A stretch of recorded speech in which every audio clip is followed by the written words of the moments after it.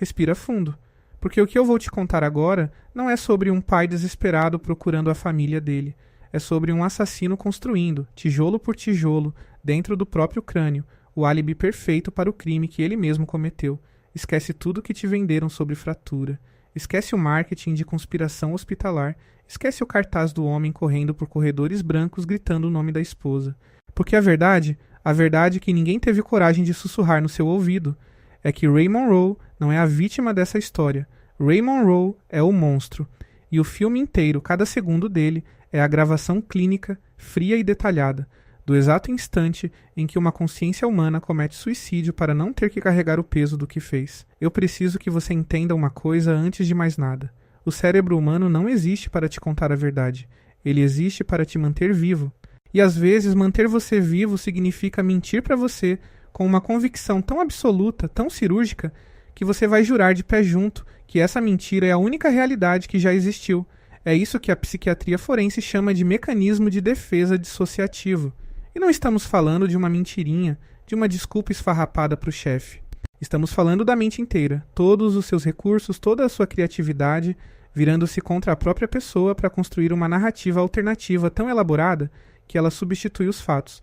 E o que você vai ouvir agora é a reconstrução, cena por cena, do colapso mental de um homem que preferiu virar um pesadelo ambulante a admitir por um segundo sequer que ele matou a própria família com as próprias mãos. Fratura não é um filme sobre hospitais corruptos. Não é sobre médicos que escondem pacientes. Não é sobre roubo de órgãos. Não é sobre uma ala secreta onde ninguém pode entrar.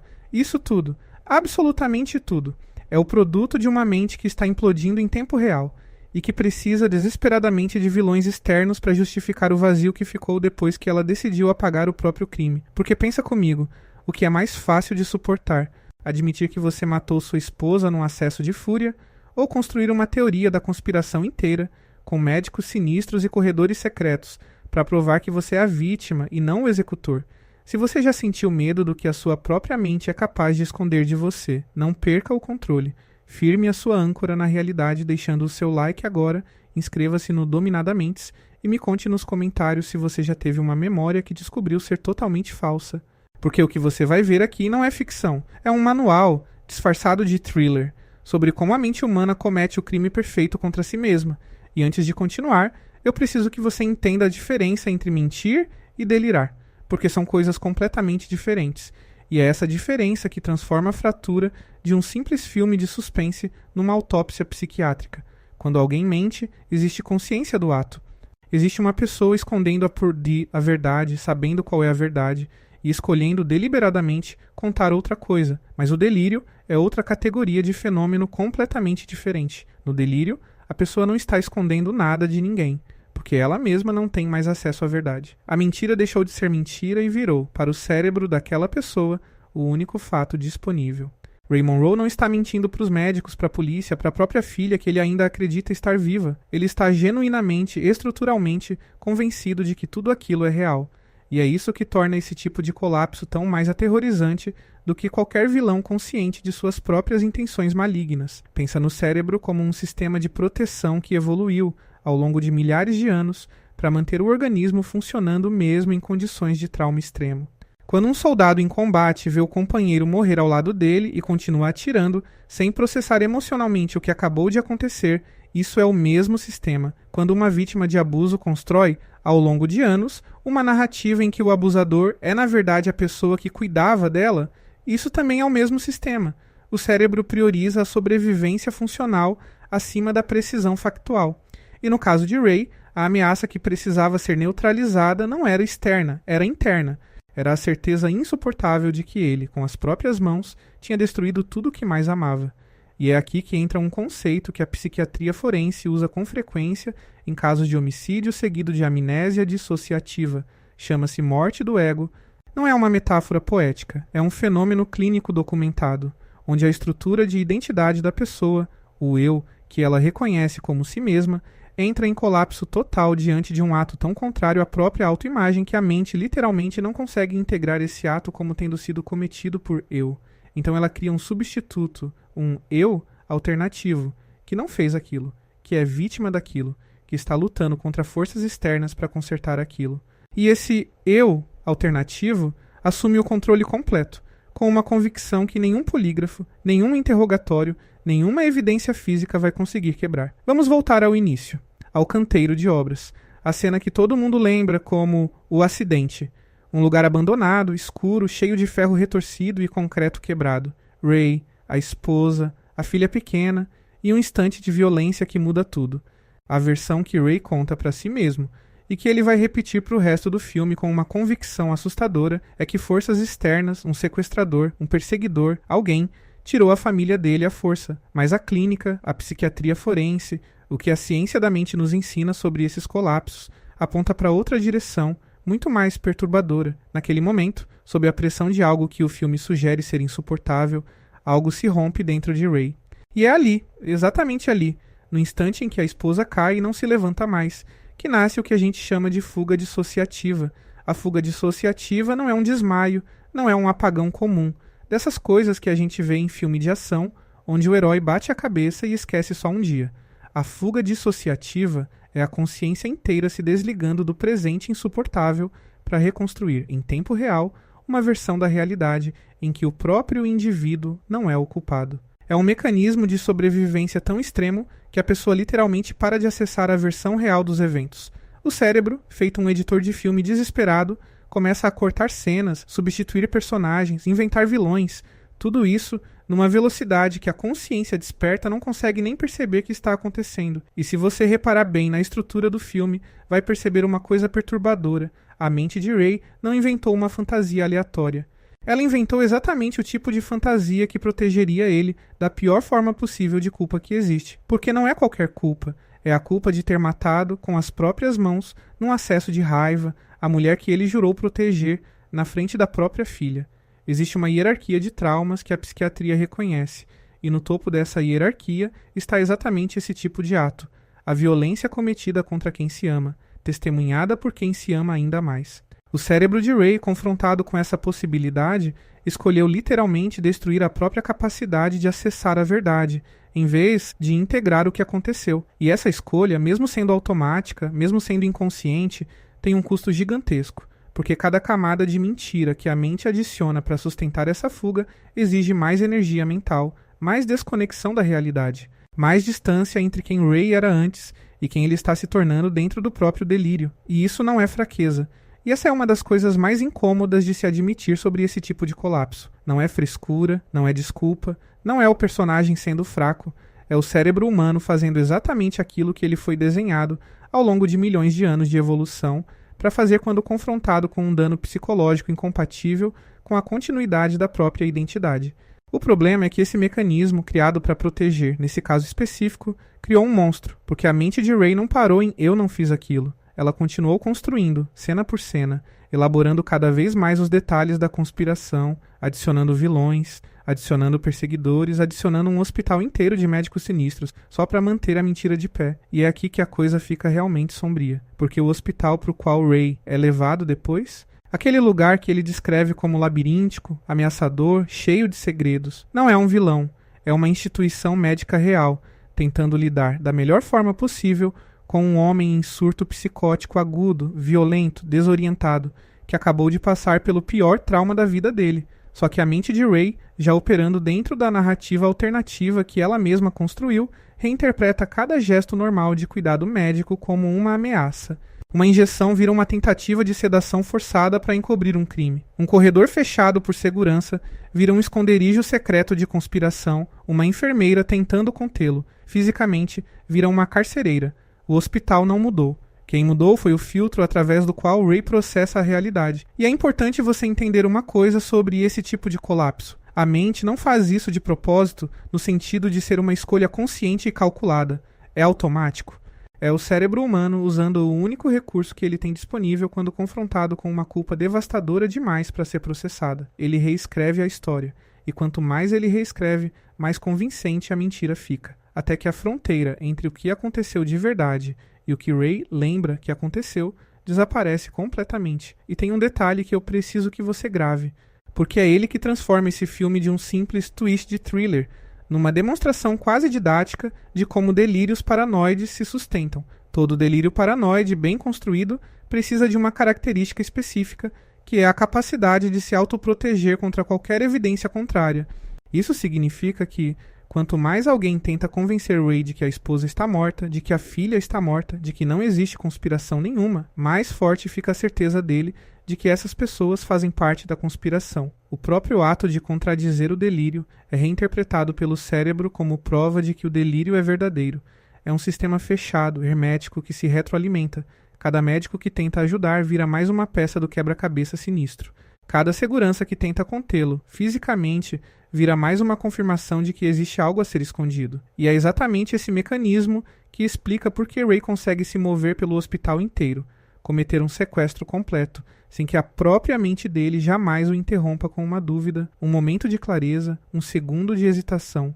Porque dentro de um sistema fechado como esse, toda a evidência vira munição, e nunca antídoto. Agora presta atenção, porque essa é a parte que ninguém te conta quando fala sobre fratura. Essa é a parte que fica escondida embaixo do verniz de thriller de conspiração. Porque enquanto a gente assiste Ray procurando a família dele pelo hospital, o que está acontecendo na realidade concreta e física do enredo é que ele sequestrou uma pessoa de verdade. Um paciente real, dopado, recém-saído de cirurgia, inconsciente, indefeso, que Ray, dentro do delírio, identificou como sendo a esposa dele. E é aqui que o terror desse filme deixa de ser psicológico e abstrato e vira uma coisa muito mais concreta, muito mais visceral, muito mais aterrorizante. Pensa comigo por um segundo.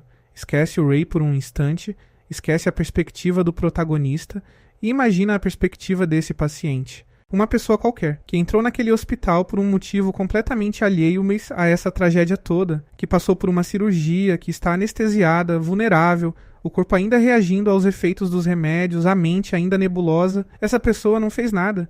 Não tem nenhuma ligação com o colapso mental de Ray. É só uma vítima aleatória, no lugar errado, na hora errada, que vai ser arrastada para dentro do pesadelo de outro ser humano, sem absolutamente nenhuma capacidade de reagir. E o filme termina antes da gente ver o que realmente acontece depois. Os créditos sobem, a música toca, e a plateia sai da sala achando que assistiu uma história sobre um pai que conseguiu salvar quem ele amava. Mas o verdadeiro horror, o horror que ninguém quer olhar de frente, começa exatamente no segundo em que a tela fica preta, porque esse paciente, dopado, indefeso, vai acordar. E quando acordar, não vai estar numa cama de hospital cercado por equipe médica. Vai estar no banco de trás de um carro em movimento, dirigido por um homem que sorri para o retrovisor e chama essa pessoa de querida. Imagina o terror disso. Acordar confuso, o corpo ainda dolorido da cirurgia, a mente tentando processar onde você está e perceber aos poucos, com um pavor que sobe pela espinha, que você não está mais no hospital, que você está sendo levado por alguém que claramente não está em contato com a realidade. Alguém que fala com você como se você fosse outra pessoa, alguém que já morreu. Alguém que reage com uma ternura assustadora, uma intimidade doentia, dirigida a um fantasma que só existe dentro da cabeça dele. Esse paciente não sabe que está com um assassino, não sabe que a pessoa dirigindo aquele carro matou a própria esposa com as próprias mãos, não sabe que o delírio que sustenta esse sequestro é tão profundo, tão entrincheirado, que não existe argumento, não existe prova, não existe realidade que consiga furar essa bolha. Esse paciente está, nesse exato momento, trocando um pesadelo hospitalar imaginário pelo pesadelo real de estar trancado com um homem psicótico, imprevisível, capaz de qualquer coisa, porque ele já provou, na cena do canteiro de obras, exatamente do que é capaz quando a realidade não corresponde ao roteiro que a mente dele exige. E eu quero que você pense em cada detalhe físico dessa situação, porque é isso que transforma o abstrato em terror concreto. O corpo ainda anestesiado, os músculos ainda respondendo com lentidão, a boca seca do efeito residual da sedação, a visão embaçada tentando focar num teto que não é mais o teto branco e estéril do centro cirúrgico, mas o teto forrado de um carro em movimento, vibrando com o motor, com a estrada passando lá fora numa velocidade que o corpo dopado não consegue nem processar direito, e a voz de Ray, calorosa, íntima, carinhosa, chamando esse estranho de querida, perguntando se está tudo bem, dizendo que finalmente estão livres, que finalmente estão seguros, que ele nunca mais vai deixar nada de ruim acontecer com ela. E cada uma dessas frases de afeto, cada uma dessas palavras que deveriam soar reconfortantes, se transforma na boca de um delirante armado com controle total sobre um corpo indefeso, na coisa mais aterrorizante que esse paciente vai ouvir na vida. Porque pensa no cálculo de poder dessa situação. Um paciente recém-operado não tem força física para reagir, não tem clareza mental para formular um plano de fuga. Está dentro de um veículo em movimento numa estrada desconhecida, com portas que provavelmente estão travadas, sendo observado no retrovisor por um homem cuja última reação documentada a um confronto com a realidade foi tirar a vida da própria esposa. Não existe protocolo de segurança, não existe treinamento de sobrevivência, não existe curso de primeiros socorros psicológicos que prepare alguém para essa situação específica, porque a ameaça não é um assaltante racional que pode ser negociado, não é um sequestrador com demandas claras que podem ser atendidas. A ameaça é uma mente completamente desconectada da realidade compartilhada, que pode reagir de forma absolutamente imprevisível a qualquer estímulo que contradiga o delírio dela. E é isso que faz esse final feliz tão profundamente perturbador quando a gente olha através da lente certa, porque o roteiro te convida a sentir alívio junto com Ray. A trilha sonora sobe em tom de resolução, a fotografia se abre, a tensão visual do filme se dissolve. Mas o que está acontecendo, na verdade física e biológica daquele momento, é que uma pessoa inocente, extraída à força de um centro cirúrgico, está sendo levada, sem consentimento, sem consciência plena da própria situação, para um destino completamente desconhecido, nas mãos de alguém cuja capacidade de discernir realidade de fantasia já provou estar completamente destruída. E existe uma camada ainda mais incômoda nessa história, que tem menos a ver com Ray, especificamente, e mais a ver com o tipo de estrutura social que permite que colapsos como esse cheguem tão longe antes de serem interrompidos. Porque repara que, ao longo de todo o filme, várias pessoas normais, funcionários do hospital, seguranças, médicos, tentam intervir, tentam conter Ray, tentam trazer ele de volta para a realidade. E cada uma dessas tentativas falha. Não porque essas pessoas foram incompetentes, mas porque o sistema, a instituição, não estava equipado para lidar com um nível de dissociação tão profundo e tão funcional ao mesmo tempo. Ray não age como alguém em surto óbvio, gritando incoerências, incapaz de se mover. Ele age com propósito, com coerência interna, com uma capacidade de navegação espacial e social que engana observadores desatentos.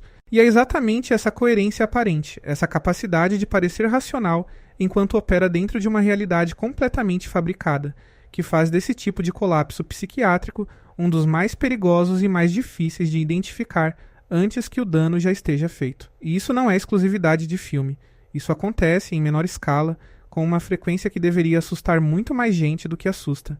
Pessoas que reescrevem completamente episódios de violência doméstica para se colocarem como heróis da própria história. Pessoas que constroem, ao longo de anos, uma mitologia pessoal inteira em cima de um trauma que elas mesmas causaram. A diferença entre esses casos cotidianos e o caso extremo de Ray não é de natureza, é de grau.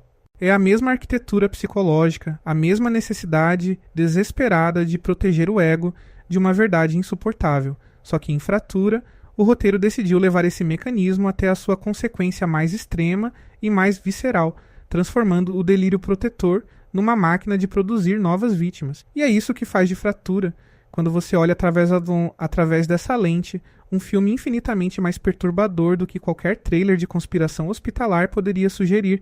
Porque o verdadeiro monstro não usava jaleco. O verdadeiro monstro estava sorrindo no espelho retrovisor, satisfeito, em paz, acreditando genuinamente que tinha salvo a família dele, enquanto ao lado dele, no banco de trás, uma pessoa real, inocente, vai passar as próximas horas, talvez os próximos dias, presa dentro do delírio de outra pessoa, sem absolutamente nenhuma saída visível. E esse é o ponto que eu preciso que você grave, porque a gente cresce assistindo filme de terror e aprende a procurar o monstro do lado de fora, o vilão mascarado, a criatura na sombra, o assassino escondido no armário. Mas os monstros mais eficientes, os mais devastadores, não precisam de máscara nenhuma, porque eles genuinamente acreditam que são os mocinhos da própria história. E é exatamente isso que faz Ray tão assustador. Ele não tem consciência de que é o vilão. A mente dele reescreveu completamente o roteiro para garantir que ele nunca vai precisar confrontar essa verdade. Agora eu quero que você preste atenção na última cena, no sorriso, porque é aí que tudo se fecha. E é aí que o verdadeiro horror do filme se cristaliza para sempre. Ray olha para o espelho retrovisor e sorri. E a leitura óbvia, a leitura que o marketing quer que você tenha, é que esse sorriso é alívio.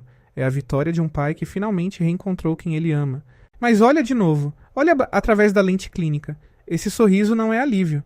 Esse sorriso é o som que uma porta faz quando tranca por fora. E eu preciso que você entenda a diferença entre um delírio agudo, temporário, que ainda tem chance de ser revertido com intervenção adequada, e um delírio que atingiu o que a clínica chama de estabilização crônica. No início do filme, existiam frestas, momentos em que a realidade tentava furar a bolha, em que Ray hesitava, em que alguma parte remanescente da consciência original dele parecia lutar contra a narrativa fabricada. Mas cada vez que essa fresta aparecia e era imediatamente reinterpretada como mais uma prova da conspiração, o delírio ficava um pouco mais forte, um pouco mais entrincheirado, um pouco mais impossível de reverter. E o sorriso final é a assinatura visual desse processo completo. É o momento em que não sobra mais nenhuma fresta, nenhuma dúvida, nenhum resquício da pessoa que existia antes daquele canteiro de obras, porque esse sorriso não vem de um lugar de cura, vem de um lugar de rendição completa à mentira. É o sorriso de alguém que finalmente parou de lutar contra a própria dissociação e simplesmente se entregou a ela por inteiro. E existe algo profundamente perturbador nisso, porque a gente é condicionado por praticamente todo filme de Hollywood a interpretar sorriso como sinal positivo, como resolução, como recompensa emocional depois de uma jornada difícil. Mas aqui, o sorriso é o oposto disso. É o selo final numa sentença de prisão perpétua dentro da própria mente, só que sem grades visíveis, sem ninguém para reconhecer que existe uma prisão ali, porque naquele instante, definitivamente sem volta, o Ray original, o homem que existia antes daquele canteiro de obras, morreu. O que sobrou dirigindo aquele carro, sorrindo para o espelho, chamando um estranho dopado de querida, já não é mais uma pessoa em crise tentando se recuperar. É uma entidade psiquiátrica estabilizada dentro da própria mentira. Uma casca que encontrou paz, não porque resolveu o trauma, mas porque conseguiu, finalmente, se convencer completamente de que a mentira é a realidade. E uma mente que atinge esse nível de estabilização dentro do delírio não vira mais para trás. Ela não vai acordar num plot twist de redenção. Ela vai continuar, loop depois de loop, sequestrando quem cruzar o caminho dela, sempre convencida de que está fazendo a coisa certa. E pensa no que isso significa em termos práticos, concretos, para a vida desse Ray, que sobrou depois da morte do original. Ele não vai buscar ajuda, porque dentro da realidade dele, ele não precisa de ajuda nenhuma. Ele já conseguiu o que queria. Ele já salvou a família dele. Ele não vai apresentar sinais óbvios de crise para quem cruzar o caminho dele por acaso, porque a coerência interna do delírio garante que ele consiga funcionar, dirigir, interagir, sorrir, com uma normalidade aparente que esconde completamente a ruptura total com a realidade compartilhada. E é isso que faz esse tipo de colapso tão mais perigoso do que os monstros clássicos do cinema de terror, porque não existe como identificar Ray numa multidão. Não existe uma marca visível, uma deformidade, uma pista sonora indicando perigo.